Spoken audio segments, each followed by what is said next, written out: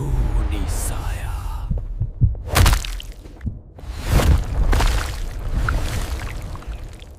हर श्राप की जड़ कोई भूली हुई कहानी होती है और हर कहानी की शुरुआत मासूमियत से। सदियों पहले एक शांत प्राचीन गांव में गांव के किनारे रहती थी एक युवती, वसुंधरा। उसकी सुंदरता में आकाश का उजाला और धरती की कोमलता दोनों थी। वह गांव की सबसे सुंदर और दयालु कन्या थी, लेकिन उसकी यही सुंदरता उसका अभिशाप बन गई।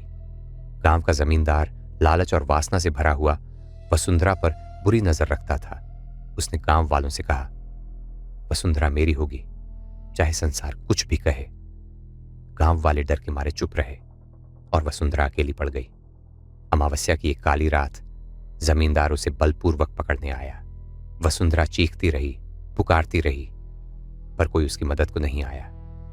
रोते हुए वह मंदिर के सामने घुटनों पर गिर पड़ी। हे काली मां, मेरी इज्जत नहीं बची तो मेरी आत्मा को शक्ति दो, इन पापियों को श्राप देने की शक्ति दो। अचानक मां काली की मूर्ति की आंखें चमक उठी। बिजली वसुंधरा के शरीर में उतर गई। उसकी आंखें लाल हो गईं, देह से अग्नि निकलने लगी। उसने दहाड़ते हुए कहा, तुम सबने मेरी मासूमियत को ललकारा है। अब मैं अमावस्या की हर रात लौटूंगी और तुम्हारे वंशज मेरी भूख बनेंगे। मंदिर कांप उठा। जमींदार और उसके साथी वहीं तड़प तड़प कर मर गए। उस रात वसुंधरा बन गई अमर यक्षिणी। वर्तमान में शिवा दरवाजे पर खड़ा था। उसका पेंडेंट आग की तरह जल रहा था। भोला जमीन पर पड़ा तड़प रहा था। यक्षिणी हवा में झूल रही थी। उसकी परछाई दीवारों तक फैली थी। दूर हट उससे, शिवा चिल्लाया। पेंडेंट की रोशनी कमरे में फैल गई। यक्षिणी गुर्राई, वो अब मेरा है। तेरी आवाज मेरी भूख नहीं रोक सकती। शिवा मंत्र पढ़ने लगा। रोशनी फैलते ही यक्षिणी पीछे हटने लगी, लेकिन अचानक वह धुएं में बदलकर भोला के शरीर में घुस गई। भोला की आंखें लाल हो गईं। वह हंसने लगा। अब यह शरीर मेरा है। शिवा कांप उठा, फिर बोला, तू श्राप है, लेकिन मैं वचन हूं, मैं अपने भाई को छुड़ाकर रहूंगा। उसने पेंडेंट भोला की छाती पर फेंका। अचानक शिवा खुद को एक दूसरी दुनिया में पाता है। चारों ओर अंधेरा, राख और जलते पेड़। बीच में भोला जंजीरों से बंधा था और उसके पीछे यक्षिणी राक्षसी रूप में खड़ी थी। अगर इसे बचाना है तो अपनी आत्मा दे दे। शिवा घुटनों पर गिर पड़ा। अगर मेरे भाई की जान बचे तो मैं अपनी आत्मा भी दे दूंगा। पेंडेंट चमक उठा। भोला की जंजीरें ढीली पड़ने लगी। यक्षिणी दहाड़ी और शिवा पर टूट पड़ी। तभी हवेली का दरवाजा अपने आप खुल गया। एक साधु अंदर आया। लंबी जटाएं, राख से लिपटा शरीर, हाथ में त्रिशूल। उसने त्रिशूल जमीन पर मारा। फर्श पर मंत्रमंडल बन गया। हर श्राप का समाधान होता है। साधु मंत्र पढ़ने लगा। AUM श्रृंग काली कालिकाय नम। यक्षिणी चीखने लगी। साधु शिवा की ओर देखता है। यह श्राप तेरे परिवार से जुड़ा है। तेरे पूर्वजों ने ही इसे जन्म दिया था। शिवा स्तब्ध रह गया। तेरे खून में वही श्राप बह रहा है। भोला पहला मोहरा है, अगला तू है। शिवा बोला, मुक्ति कैसे मिलेगी? साधु बोला, या तो भोला की आत्मा अर्पण कर या अपना रक्त देकर भाई को बचा ले, लेकिन श्राप और गहरा कर दे। शिवा रो पड़ा, मैं भाई को नहीं मार सकता। तभी यक्षिणी हंसी। तीसरा रास्ता है, मुझे अपना बना ले या भाई को हमेशा के लिए खो दे। वह सुंदर स्त्री का रूप लेकर शिवा के सामने आई।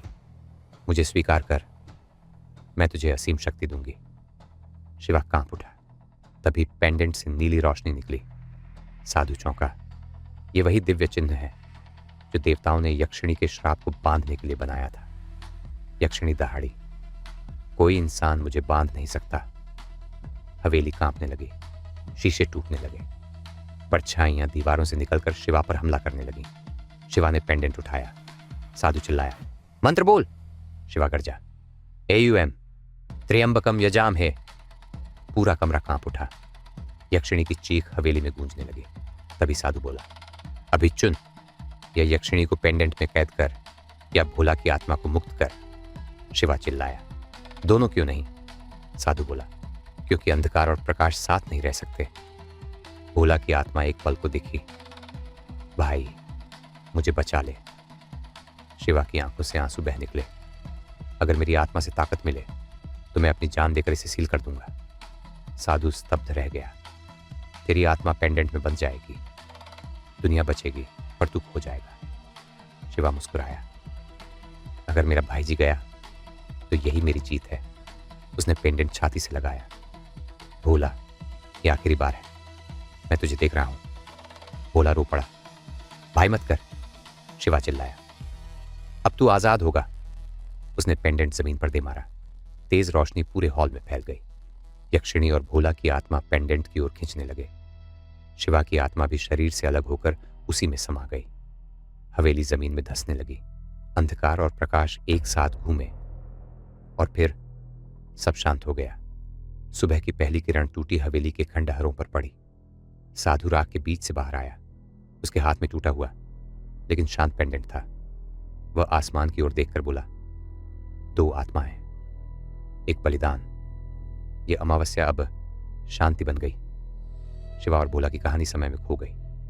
लेकिन आज भी हर अमावस्या की रात जब हवा अजीब ढंग से बहती है तो लगता है जैसे कोई भाई अपने भाई को पुकार रहा हो। अगर इस कहानी ने आपके रोंगटे खड़े कर दिए हों तो वीडियो को लाइक करें, कमेंट में लिखें अमावस्या, और ऐसी ही डरावनी कहानियों के लिए चैनल को सब्सक्राइब करना मत भूलिए। अगली रात एक और श्राप आपका इंतजार कर रहा होगा।